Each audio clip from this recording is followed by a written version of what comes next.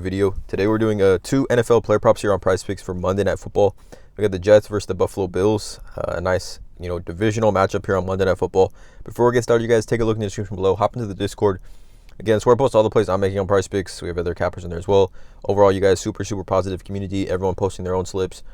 Just trying to help every other member cash. So again, link in the description below for that. You guys, 31 cents per day, $9.30 per month. I also want to talk about Daily Grind Fantasy really quickly, you guys. Again, Daily Grind Fantasy. Profitable bets at your fingertips, DFS optimizer, DFS middling tool, and fantasy scores tool, AI slip generator, but specifically the DFS optimizer, you guys. DFS optimizer is a tool that I do use daily to, add plays into my parlays. Again, if you're on PrizePicks, whether, you play esports, whatever sport you really play on PrizePicks, they have, every single player prop here on their DFS optimizer board. If you play underdog, parlay, better picks, dabble, DraftKings, rebet, prop city, thrills, whatever DFS platform you use, DG Fantasy, Daily Grind Fantasy, DFS Optimizer has plays available. So, like, for example, the top play on the PrizePicks board currently is Noktse. I'm not going to pronounce that. Maps 1 and 2, under 26.5, 59.61% odds to hit, right? Because it's listed at 26.5 on PrizePicks, and then Hot Streak has it at 23.5.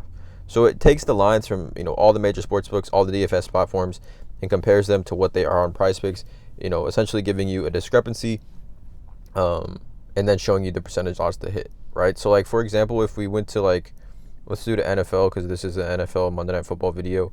The top play on the board for NFL right now, currently at this time, is going to be, I believe it's probably going to be Garrett Wilson over 5.5 catches. Let's see if this will, if we can check this out. Yeah, Garrett Wilson over 5.5 catches.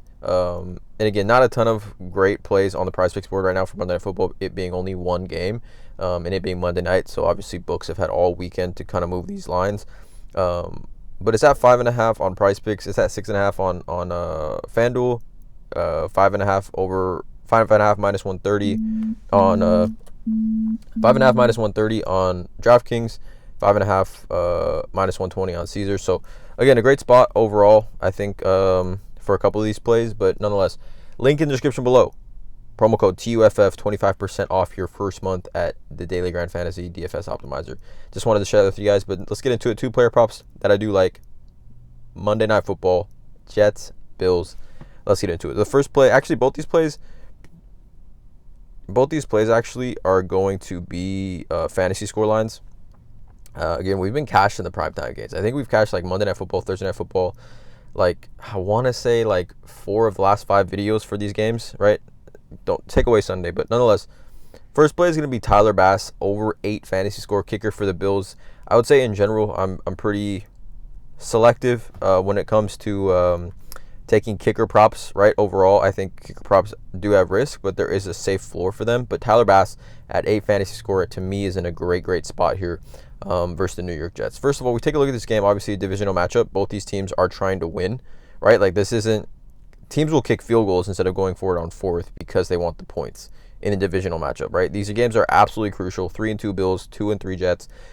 Again, if we take a look really quickly, even at the standings, specifically in this matchup, this is huge, right? We know the Dolphins are reeling.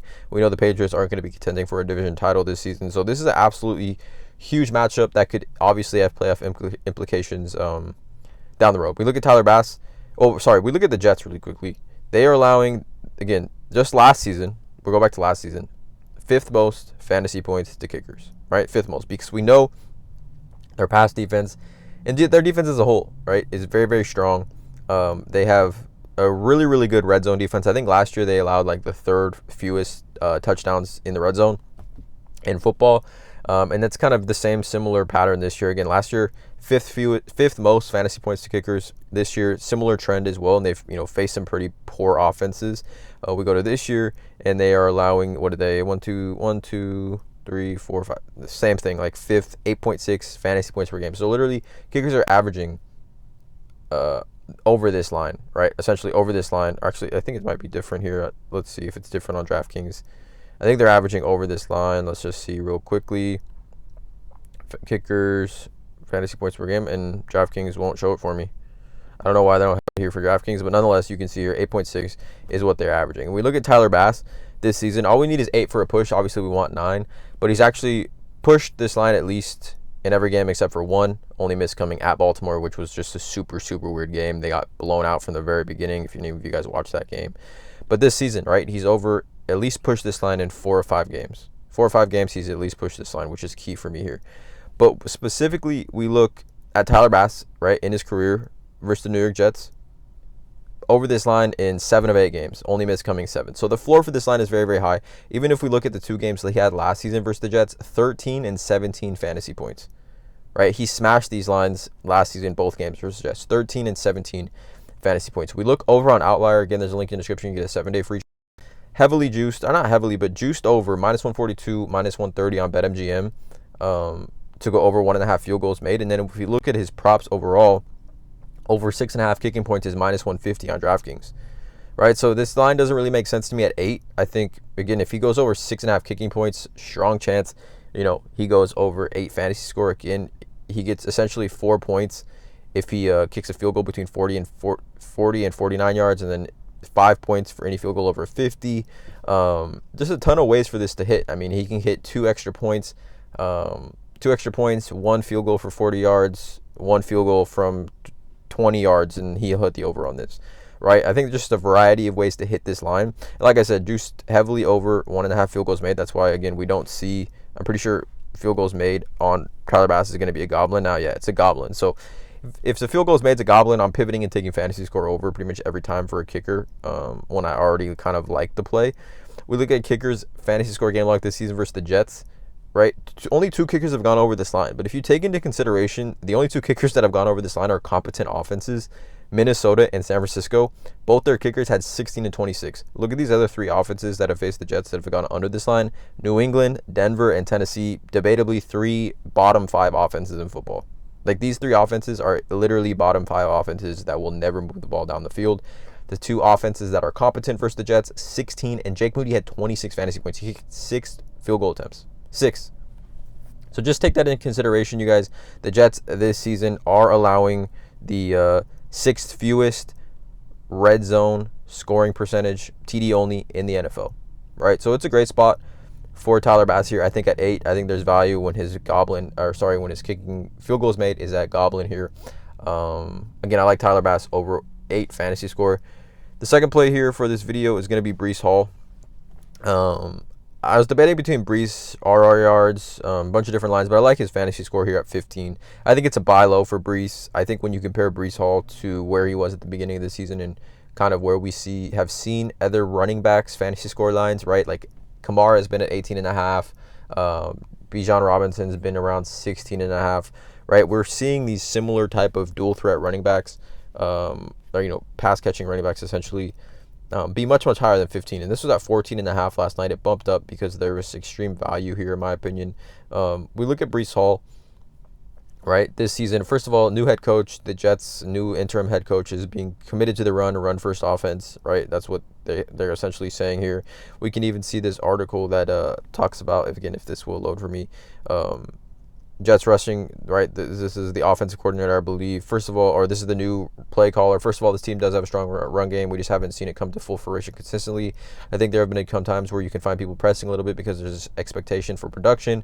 And when it's not met, you can feel a sense of urgency. But I believe our guys are ready to answer the bell, make the quarter turn adjustments. We believe getting this thing on track. And again, they're trying to get Breece Hall going. They're trying to get Breece Hall going. You can see here the real key is getting the running game back on track, and it starts with Breece Hall.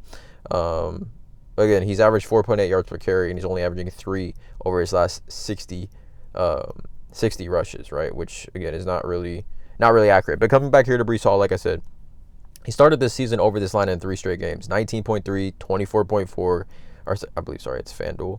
Yeah, FanDuel. 15.8, 20.9, 16.3. I think that's what it. I don't know. I always get messed up on which scoring book is PrizePicks. Oh no, 19.3. It's DraftKings. It's DraftKings. I apologize. It's DraftKings. I apologize. So we check here, and DraftKings. Apologize. 19.3, 24.4, 18.3 PPR fantasy points right over this line, and had some tough games, 2 tough defenses, but nonetheless, you can see the potential for Breece Hall here, right? We go back to last season. in the amount of games. He was over this line in actually both games versus the Bills last season, 18.3 and 18.7 PPR fantasy points against the Bills. So a 2 for 2 last season. And then we look at some key odds here, right? Over, let's see, I think his receptions line is over 3.5, juiced heavily over. Over 3.5 receptions is minus 140, minus 146, minus 145, right? Minus 150 on DraftKings to catch at least 4 footballs tonight. And we go back to last season, or let's go back to his rookie season, right, which is a good comparison. When he catches 4 footballs, 15.2 and 11.2 fantasy points. We go back to last season, when he catches at least 4 footballs, right here, 10, 18, 20, 10, 21, 11.9, 26, 27, and 43.1. Right, so the upside's obviously there, and he's obviously had couple games on here when he caught less than 2 balls. It still went crazy because, again, it is Breece Hall. And then this season, right, in all games, he's caught at least 4 footballs, 18.3, 19.3, 24.4 fantasy points. But more specifically, right, other than that, it's just an elite matchup. It's an absolute elite matchup for Breece Hall here against the Buffalo Bills, who are giving up the 3rd most fantasy points to the running back position in football. 3rd most. Actually, let's switch to PPR. Actually, it's probably maybe even higher. Again, the Bills are allowing the 2nd most PPR fantasy points to the running back position. They're allowing 31.5 PPR fantasy points to the running back position. They are allowing the 3rd most receptions, the 2nd most receiving yards, the 3rd most total targets to the running back position, the 3rd most total yards per throw. Just a ton of upside here. They're allowing 9th most, 4.72 yards per carry. They're pretty much bottom everything in every kind of offense category, but the 2nd most fantasy points tier with that receiving upside. We look at running backs fantasy score game like this season versus the Bills. I mean, we need Breece Hall to get 15.1, right? We've seen 7 different running backs through 5 weeks have at least 12.5 PPR fantasy points, right? So the floor for Breece Hall here has got to be at least 12 or 13, right? With that touchdown upside, even increasing this even more. But we saw Derrick Henry go for 35.9, Devon Achane 29.5, Justice Hill 21.6, James Conner 19.3, Ogunbowale 14.7, and you can even see like a line for Ogunbowale. He had 15 carries for only 30 rushing yards, but he also had 6 catches for 57 yards, right? That's 11.7 fantasy points here just off the receiving work. You can see the type of receiving work these players have had against the Buffalo Bills. It's a great spot. I mean, we're even seeing like backup running backs. Ricard have 6, DJ Dallas have 6, Mercado have 4.6. Just a ton of upside for Breece Hall here. He is still dominating the snap counts as well for that Jets backfield, right? 74% last week compared to Braylon Allen's 26. I think there was a cause for concern that this is like gonna become a split backfield, but I do believe Breece Hall is still the leader on this offense. So again, I like these 2 plays for this video. Tyler Bass over 8 fantasy score, Breece Hall over 15 fantasy score.